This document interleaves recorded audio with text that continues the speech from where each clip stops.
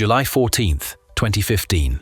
A spacecraft is falling through the dark at the outer edge of the solar system, and it is not slowing down.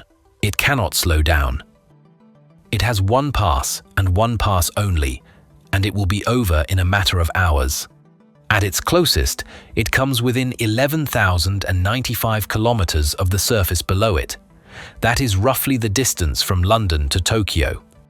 For a machine that has been traveling for 9.5 years, it is a hair's breadth. The cameras are already working. They record everything they can, as fast as they can, and then the spacecraft is past and gone and still going. The pictures take months to come home. When they arrive, they show a world nobody expected. Mountains, valleys, basins, a vast pale plain shaped like a heart. And in the northern part of that plain, along the edges of the ice, there are dark streaks, thin ones, sharp ones. And beside them, softer, wider, smudges the shape a stain makes when something wet has run across a surface, spread out, and stopped. We know that pattern. We photograph it every summer on the Greenland ice sheet. It is what ice looks like after a liquid has been across it. But this is Pluto. The surface temperature there is around -233 degrees Celsius. The atmosphere pressing down on that ice is roughly 100,000 times thinner than the air in the room you are sitting in. Under those conditions, liquid is not rare, it is forbidden. Nothing on the surface of Pluto is allowed to be liquid. Not water, not methane. The physics does not permit it, and the people who study that world will tell you so without hesitating. And yet, something appears to have flowed across that glacier. For 10 years, nobody could explain it. So let's talk about where those pictures came from, because the way they were taken turns out to matter more than almost anything else in this story. New Horizons was not an orbiter. It never stopped. There was no second attempt, no adjusting the exposure and trying again next week. It photographed one face of Pluto in high resolution, and it kept going into the dark. The spacecraft was designed, built, and operated by the Johns Hopkins Applied Physics Laboratory in Maryland. The science was directed from the Southwest Research Institute by a principal investigator named Alan Stern. Now, here is what that architecture actually means. Everything we know about Pluto's surface in fine detail comes from that single afternoon. The images from the long-range camera, LORRI, the color from the Ralph mapper, the composition data from the infrared spectrometer, LISA, the best of it resolving features a few hundred meters across, over one hemisphere, on one day. That is not the beginning of a conversation with a spacecraft. That is the whole conversation. Whatever answers Pluto was going to give us were already sitting in that data by early 2016. Nothing new was ever going to arrive. The only thing left to do was keep looking at what we already had, which is exactly what Alan Stern did. Now, Stern is not a neutral party here. He is the man who spent a large part of his career getting that spacecraft built and flown. He led the team that took those photographs. He had already published work on Pluto's surface, including earlier research arguing that liquid had flowed there in the ancient past and then stopped. And a decade after the flyby, he went back to the same images the world had already seen, the ones that had been released, celebrated, printed, and filed away as finished, and started looking at the streaks again. The same pictures, a different question. So the obvious thing to ask is what he was looking for. And the answer is that he was not really looking at Pluto at all. He was looking at Greenland. But before that makes sense, you need to see what the streaks are attached to. Sputnik Planitia, the western lobe of the bright heart and one of the strangest surfaces in the solar system. You know the shape. What matters here is what it is made of. It is a basin filled with ice, but not water ice. It is filled almost entirely with frozen nitrogen. The same nitrogen that makes up most of the air you are breathing right now, lying there as a solid sheet across an area of roughly 1 million square kilometers, larger than Texas and Oklahoma combined, kilometers deep. The basin itself was carved by an impact a long time ago, and then slowly filled in. Now, here is the part that stopped people. Count the craters on Sputnik Planitia. There are none, not a few worn ones. Across an entire glacier the size of 2 American states, in a region of space that has been absorbing impacts for 4.5 billion years, there is not one confirmed crater anywhere on it. Let that sit for a moment, because it means something very specific. Craters are how we read the age of a surface. Everything out there gets hit eventually. A surface covered in craters is old and dead. A surface with a few craters is younger. A surface with no craters at all is not a surface that has survived. It is a surface that is being remade, continuously, right now. Modeling of how quickly the ice turns itself over puts the age of that surface at less than 1 million years. On a world that is billions of years old, 1 million years is not history. It is this morning. The surface of Sputnik Planitia is quite young, probably less than 1 million years based on modeling of the surface overturn, said Kelsey Singer, a principal scientist at the Southwest Research Institute and one of the researchers on the new work. And thus, these features that we are looking at must have formed since then. So, what is remaking it? The images give the answer, and the answer is that the glacier is moving. Heat from below drives convection inside the nitrogen ice, the same way heat drives convection in a pot of soup, only unimaginably slower. That convection has broken the surface into cells, enormous, irregular polygons, each one the size of a city, pressed against each other like paving stones. And it is at the seams between those paving stones that the dark features live.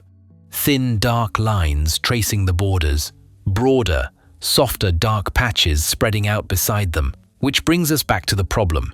Because dark markings on ice are not a mystery on Earth. On Earth, we know exactly what makes them: liquid. So let's go back to the objection. And this time, let's do it properly, because for 10 years it was the reason nobody could take the obvious explanation seriously. Liquid should not exist on Pluto. And the reasons are worth understanding, because they are not a matter of degree. They are a wall. Start with temperature. Surface temperatures across Pluto sit somewhere between about 35 and 60 Kelvin, averaging around 40. In numbers that mean something to a human body, that is roughly minus 233 degrees Celsius. Water ice at that temperature is not ice in any sense you have experience with. It is bedrock. It is stone. It is nowhere near melting, and it does not flow. Then there is the air. Pluto's atmospheric pressure at the surface was measured at around 10 to 13 microbars. Earth's is about 1 bar, and 1 bar is 1,000,000 microbars. So the atmosphere pressing down on Pluto's surface is something on the order of 100,000 times thinner than the one pressing down on you. That matters more than the cold does. Pressure is what allows a liquid to stay a liquid instead of flashing straight into vapor. Below a certain pressure, for any given substance, the liquid phase simply stops being available. There is solid, and there is gas, and there is nothing in between. Pluto's surface pressure is below that threshold for every ice we have identified there. Nitrogen, carbon monoxide, methane, ammonia, water. So the researchers state it plainly. Pluto's atmospheric and thermal conditions make liquid nitrogen rain physically impossible. Nothing is falling out of that sky as a liquid. It cannot. And yet, the patterns on northern Sputnik Planitia have been darkened in ways that closely resemble glacial features on Earth, features that form either when rain wets the ice or when liquid emerges from underneath it. To test that resemblance properly, the team did something you might not expect from a planetary science paper. They went and got pictures of Greenland. Specifically, imagery from NASA's Landsat 9, looking at the Greenland ice sheet, where narrow, dark surface features appear in exactly the places where liquid water reaches snow and ice. The mechanism there is well understood.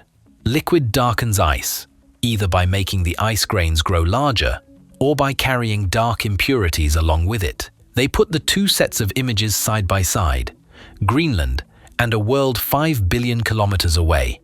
They looked very similar.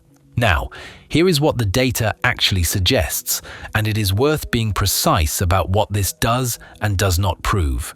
It is not proof. It is a strong resemblance between a process we understand and a pattern we do not. On its own, that is a hypothesis, and the paper is careful to label it as one. But it is a hypothesis that survives the alternatives, and the alternatives were checked. Sunlight is far too weak out there to do this, and too evenly spread, it would not produce edges that sharp.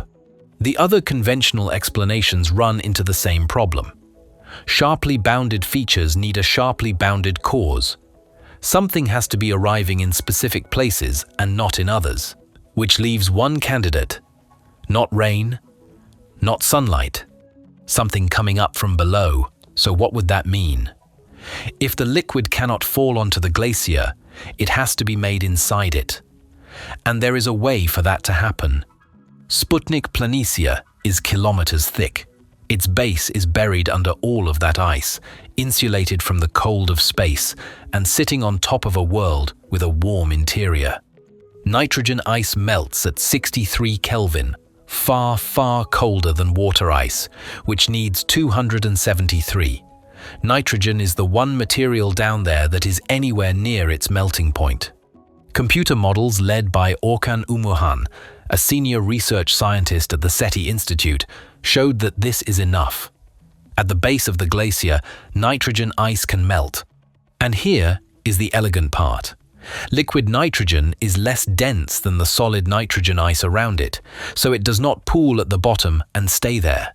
It rises. It wants to rise. For exactly the same reason a bubble of air wants to rise through water. The models show that liquid collecting in reservoirs at the base can be driven upward by buoyancy and by pressure from below, through narrow fractures and conduits. The researchers describe them as resembling lava tubes or geyser tubes. In the technical paper, the comparison is to volcanic dike systems on Earth. It has to climb kilometers through ice that is colder than it is, without freezing solid on the way. If it makes it, it emerges near the centers of the convection cells. It flows downhill across the nitrogen ice, spreading outward toward the edges of the cells, wetting the surface as it goes. And then, as it loses the last of its heat, it freezes and it leaves the ice behind it darker than it was. Thin, dark lines at the cell boundaries, softer, dark patches spreading beside them. Exactly what New Horizons photographed on a single afternoon in July 2015. That is the hypothesis. Published on the 31st of July, 2026, in the peer-reviewed Planetary Science Journal, under the title Evidence for Possible N2 Basal Flow Beneath Pluto's Northern Sputnik Planitia, by Stern, Umuhan, Clow, Anderson, Howard, and Singer, a team that deliberately mixed Pluto specialists with terrestrial glaciologists, people who spend their careers looking at ice sheets on Earth. Pluto never stops surprising us, Stern said, and this new result certainly does that. In addition to suggesting that liquids have recently expressed themselves on Pluto's surface, it also suggests a new kind of time-variable feature on Pluto. That last phrase is the one to hold on to, a time-variable feature. Something that is not a fixed landscape but an event, something that happens and stops and happens again. Because when the team worked out the numbers, the flows could not have been gentle. A slow, steady trickle of meltwater seeping up from below does not produce what we see. It is far too slow. To wet that much surface before freezing, the eruptions would have to arrive in short, violent pulses, releasing on the order of 100,000 to 1 million cubic meters of liquid over periods of hours to days. 1 million cubic meters is a lake. Delivered in an afternoon onto a glacier at -233 degrees. But here's the strange part. If it happens in pulses, then it did not happen once in the past and stop. Pulses repeat. So it is reasonable to ask whether, somewhere on northern Sputnik Planitia, sometime in the years since New Horizons flew past, liquid nitrogen has surfaced again briefly, silently, with nothing there to see it. Nobody can confirm that. There is no instrument out there to confirm it with. But the mechanism, as described, does not have an obvious reason to have stopped. That is a different claim from the ones that came before it, and the distinction matters. Earlier research, including earlier work led by Stern himself, had already suggested that liquid once flowed on Pluto. Ancient liquid, long finished. This new analysis is the first to suggest that there is liquid nitrogen beneath that glacier now, or recently enough that the surface still remembers it. Then there is the honest gap in the middle of all this, and the team says it out loud. We do not actually know how solid nitrogen behaves under those conditions. I think the great significance of these findings, and the tantalizing picture that it promotes, is a great motivation and reason to further examine solid-state nitrogen physics at very low temperatures, Umurhan said. Specifically, it's important to examine the physics taking place in solid nitrogen materials under stress and strain, which can cause them to melt. These processes have never been studied in real detail in the laboratory. Read that again. The material at the center of the explanation has never been properly tested on Earth. Not because it is difficult to obtain it is nitrogen, but because nobody has ever needed to know what it does when you squeeze it and stretch it at those temperatures. There was no reason to ask the question until a photograph asked it for us, and the anomalies do not stop at the glacier's edge. Radiating outward from the Sputnik Basin across the surrounding terrain, there is a system of fractures and cracks arranged like the spokes of a bicycle wheel. They are not random, they point back at the basin. That pattern is a record of weight. All of that nitrogen ice is pressing down on Pluto's outer shell, and the shell has cracked in response, and crucially, the way it cracks depends on how thick it is. A separate research effort, led by McGovern, ran computer models across a whole range of starting conditions to find the version of Pluto whose shell would break in the pattern we actually see. The answer came back at somewhere between 45 and 70 kilometers thick, with an original impact basin that was surprisingly shallow, no more than about 3 kilometers deep. And that result speaks to an old argument. Some researchers have argued for a cold Pluto, a world that assembled slowly over millions of years out of cold material, and only later warmed enough from the inside to melt a subsurface ocean. Others argue for a warm start, a Pluto that formed fast and violently, in collisions that heated its interior from the beginning. The fractures favor the warm one, a Pluto that began hot, with more liquid than it has now, most of which froze over the ages that followed, some of which, the same models suggest, may never have frozen at all. Beneath Pluto's ice shell, likely 100 to 200 kilometers down, there is thought to be an ocean of liquid water kept from freezing by the last of the heat left over from the beginning.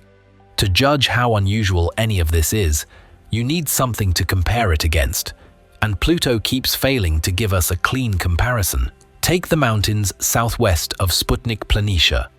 Wright Mons rises about 4 to 5 kilometers above the terrain around it and spans roughly 150 kilometers. Picard Mons is larger still, around 7 kilometers tall at its highest points and about 225 kilometers wide. Both have enormous depressions at their centers. Wright's is 40 to 50 kilometers across and about 4 kilometers deep, which is to say the hole in the middle is as deep as the mountain is tall. The volume of Wright Mons alone is comparable to Mauna Loa, the largest volcano on Earth. But it is not a volcano in any sense you would recognize. The central depression is nothing like a caldera on Earth or on Mars. It takes up around a third of the entire feature's width. There are no collapsed terraces. There is no clear vent, no lava flow front, no direction of travel written into the ground. The flanks are covered in a rumpled, hummocky texture, with swells 6 to 12 kilometers across, and smaller ridges and blocks a kilometer or two wide scattered on top of them. The researchers who studied it put it about as plainly as a scientific paper allows. Similar features do not exist anywhere else in the image solar system. The leading interpretation is cryovolcanism, icy material, probably rich in water ice, pushed up from below and spread across the surface from many separate sources rather than one great mouth, and there is a suspicious geography to it. The known and suspected cryovolcanic sites Hekla Cavus, Viking Terra, Pioneer Terra, Virgil Fosse, Wright Mons, Picard Mons sit at distances of roughly 527, 582, 815, 900, 957, and 1,254 kilometers from the center of Sputnik Planitia, ringed around it. The models suggest that the stress from all that nitrogen ice pressing down on the shell may be helping icy magma find its way up. Now compare all of that to the one place in the solar system that ought to look most like Pluto. Triton, the largest moon of Neptune. Voyager 2 flew past it in 1989 and found geysers, active plumes, on a frozen world, and nobody has ever fully explained them. Triton also has nitrogen, and the mechanism the Pluto team describes, melting at the base and rising through conduits to the surface, could potentially help explain what Voyager 2 saw. Beyond that, the field narrows fast. The team points to Eris, a distant dwarf planet that also appears to hold thick deposits of nitrogen ice, as a reasonable candidate to show the same behavior. But they are careful about it. Presently, no other Kuiper Belt dwarf planet has shown evidence for nitrogen ice on its surface at all. If such discoveries are made later, the same mechanism might be operating there too, and confirming it would require high-resolution mapping of the kind we have only ever managed at Pluto, which is to say, our sample size for this phenomenon is 1, and even the atmosphere resists comparison. When the James Webb Space Telescope finally turned toward Pluto, using instruments sensitive enough to separate Pluto's heat signature from Charon's, something no previous telescope had ever managed, it confirmed a prediction made back in 2017 by Shi Jiang, who had argued that Pluto's thin air is dominated by a haze of tiny organic particles and that this haze controls the planet's entire energy balance. Jiang has described it as a crazy idea at the time. Many of his colleagues were skeptical. The measurements agree with him. Pluto's upper atmosphere sits at around -203 degrees Celsius. Without the haze, it would be around -173. 30 degrees of cooling, produced by particles a few tens of nanometers across that absorb heat and radiate it away into space. No other atmosphere in the solar system works quite like that. There is one more thing Pluto does, and it is the detail that most changes how you picture the place. Pluto's atmosphere is leaking. Based on the New Horizons measurements, methane is escaping Pluto at a rate of about 1.3 kilograms every second. Roughly the weight of a house cat lost to space every second without pause. And it does not simply disperse. Around 2.5% of it is caught by Charon, drifting across the gap and settling onto the moon's poles, where sunlight cooks it into dark reddish organic material. Charon's north pole is stained by Pluto's exhaled air. Nowhere else in the solar system do we see an atmosphere leaking onto a neighboring world. So this is what we are holding. A glacier the size of 2 American states, with no craters on it, which appears to be wetting itself from underneath with a liquid that the surface conditions forbid. Mountains with holes in them that resemble nothing else we have imaged. An ocean, probably 100 kilometers down. A sky that cools itself with soot and quietly bleeds onto its own moon. And here is the sentence that ought to make you uncomfortable.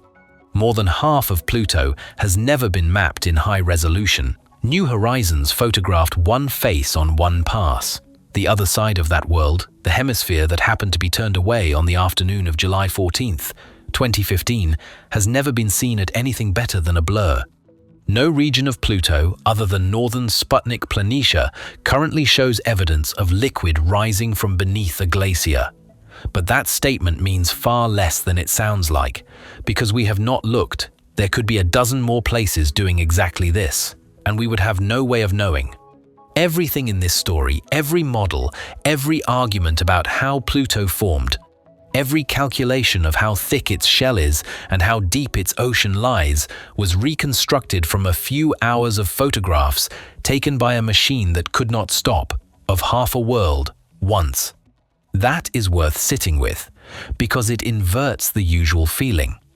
We tend to assume that the outer solar system is finished business, cold, still, catalogued, something to be listed rather than visited. And then a spacecraft goes out there, glances at one hemisphere for an afternoon, and 11 years later, a group of scientists is still finding new things inside those same photographs, flows of liquid nitrogen that nobody had noticed. On a surface younger than our own species is old. The pictures did not change. We got better at reading them. So here is the question the study leaves open, and it is not a small one. What if this is not a Pluto phenomenon at all? What if basal melting is simply what deep nitrogen ice does, anywhere it gets thick enough, and the only reason we have seen it once is that we have only ever flown a camera close to one such world? Somewhere on the far side of Pluto, in terrain no instrument has ever properly resolved, it is possible that the ice is doing exactly this: cracking, filling, rising, spreading out across the surface in the dark, freezing again within hours, leaving a mark that nobody will see for another century, if anyone ever goes back at all. We built the spacecraft. We aimed it at the edge of the solar system. It flew for 9.5 years, looked once, and left. And what it carried home was not an answer, but a much larger and much stranger question than the one we sent it to ask. The heart on Pluto is not a scar. It is still beating, 5 billion kilometers away, in the cold, with nobody watching.